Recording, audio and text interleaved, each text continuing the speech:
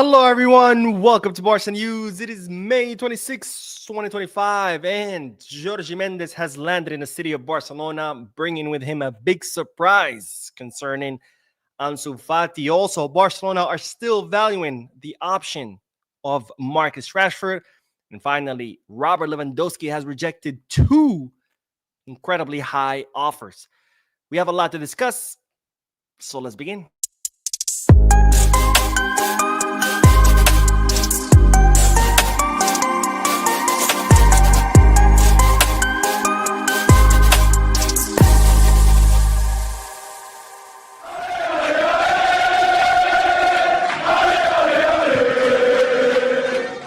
Hello, everyone. Welcome to the channel. My name is Mo, and I'm finally back home, back in my YouTube studio after that last-minute emergency trip I had to take out of town. I just drove in I think it was like about an hour ago, and I said, hey, I cannot go to sleep without updating you guys. This is why I'm doing this short live, because it's too late to film, edit, and upload. So this is not a podcast. I won't be addressing in the comment section. This is just to keep you up to date on our beloved club, FC Barcelona. All right, let's begin with the news because, ladies and gentlemen, today Jorge Mendes arrived in the city of Barcelona to close two deals that he has outstanding. The first one is Lamine Yamal's contract renewal, which is still underway. There is an update, but we're going to talk about it tomorrow.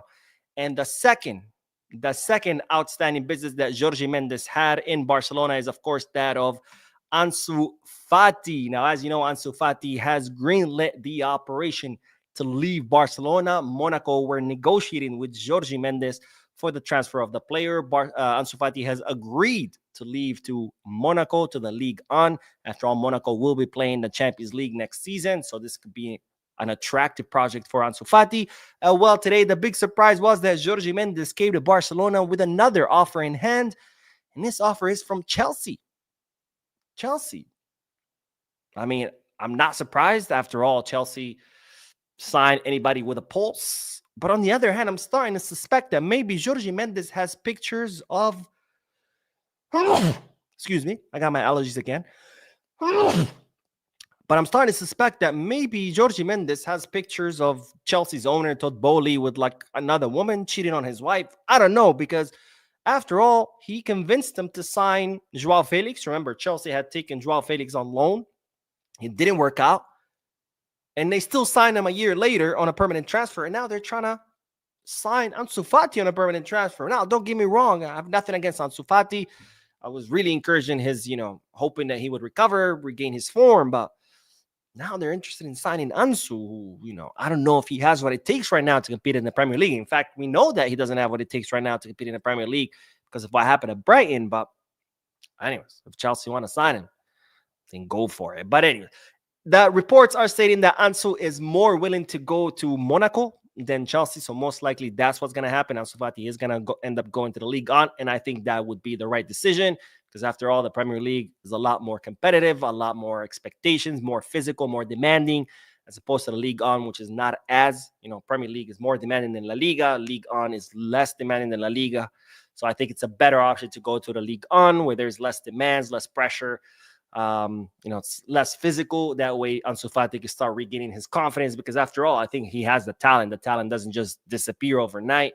So I think what he needs is more minutes with no pressure, low demands. That way he can, start regaining his confidence and hopefully find his form from before the injuries. Now, the problem is that obviously Barcelona want to offload Ansu Fati on a permanent transfer with a transfer fee, but it seems that Ansu Fati's entourage are asking for a contract rescission with a payment. So they want Barcelona to pay Ansu Fati a certain amount and then to rescind his contract, and then Ansu Fati leaves as a free agent. That way he can negotiate whatever salary, signing bonus, whatever he wants with Monaco, as opposed to, Barcelona would rather make some money. So we'll see what happens. This might end up being a loan with an option or obligation to buy. But for now, Ansu Fati's entourage are demanding a contract rescission and some kind of repayment or some kind of payment in order to rescind that contract. Now, speaking of attackers, we do have to talk about Marcus Rashford. Marcus Rashford, whose loan ended with Aston Villa.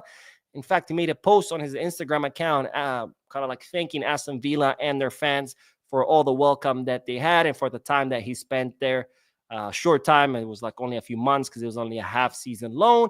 And while it's reported that Barcelona are still considering the Marcus Rashford option, it's not completely off the table. Of course, Deco's number one option is Luis Diaz, but Rashford is also on the list of possible reinforcements. But this option would be a loan, would be a one-season loan.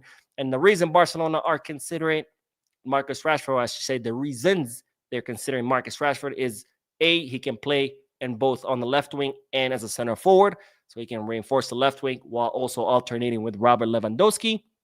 B, he's willing to do whatever he can to come to Barcelona, including reducing his salary and forcing Manchester United to accept a loan because, of course, Manchester United, they want to offload him on a permanent basis, but Marcus Rashford is willing to force his way out of Manchester United on a loan. So he's willing to do whatever he can to come to Barcelona. And in fact, he hired Pini Zahavi to help him make that move because, after all, Pini Zahavi is a very close friend of Laporta. He's the agent of Hansi Flick. He's the agent of Robert Lewandowski.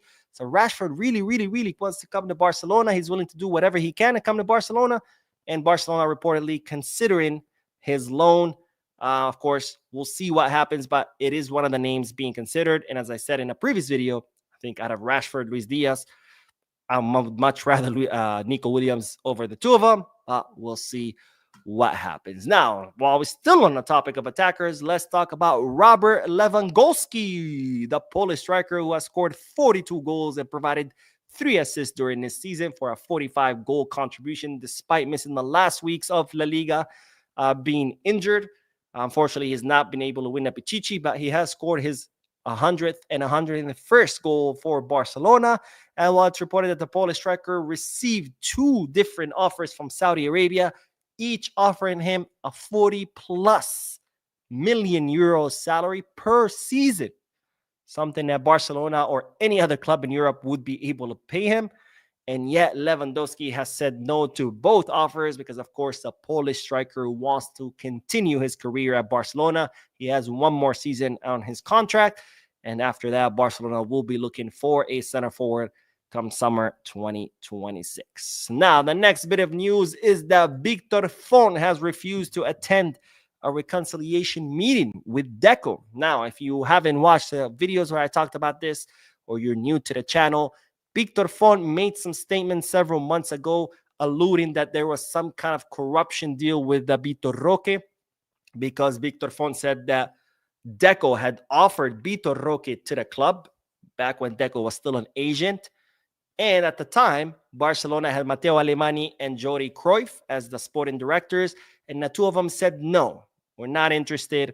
And then Deco became the sporting director. And the first thing he did was sign Vitor Roque. So Victor Font said, he suspects that there's some kind of monetary interest on behalf of Deco. And that's why he offered him. And when it didn't work out, he became a sporting director and then signed him, kind of like to make some money on the side. Of course, Deco did not like that and threatened to sue Victor Font for defamation. They had a meeting set up where the two, they were going to sit down, talk it out, kind of reach some kind of agreement. Probably, Victor Font withdraws his statements and then it all goes away. But Victor Font has decided not to attend that meeting and instead has said, hey, if you want to sue me, go ahead and sue me. The truth will come out in court. I think I have a good basis for what I said. So it looks like this is headed to a lawsuit, which of course is not a good look for the club that we have internal fighting. But if that's what it takes for the truth to come out, hey, I'm all for it. I guess I'll be a spectator. And of course, I'll bring you the news of what comes out of that lawsuit. Now, the last bit of news is that Pau Prim has finalized his departure to the Qatari club Al Sadd. The 19-year-old defensive midfielder's contract expired this summer. And Barcelona tried really hard to extend his contract, but with so many midfielders on the first team, Pau Prim saw his options of making it to the first team very, very low. So he decided to instead leave the club, and now he will be leaving as a free agent to the Qatari club, which honestly, I believe it's a mistake. I understand if Pau Prim thinks doesn't have a shot at making it to the first team with so many midfielders, but my dude, there's so many clubs out there in Spain and Italy, France, Germany, Portugal. But to Qatar at this young age, I think it's a big mistake. But who am I to tell him what to do? After all, it is his life. Anyways, that is all, ladies and gentlemen. I went live a few moments ago. If you haven't seen that video yet, make sure you do. I'm going to go to bed because I have to work in a few hours. So thank you guys for tuning in. Don't forget to hit the like button, subscribe to the channel, drop a comment. And as always, bis Barça.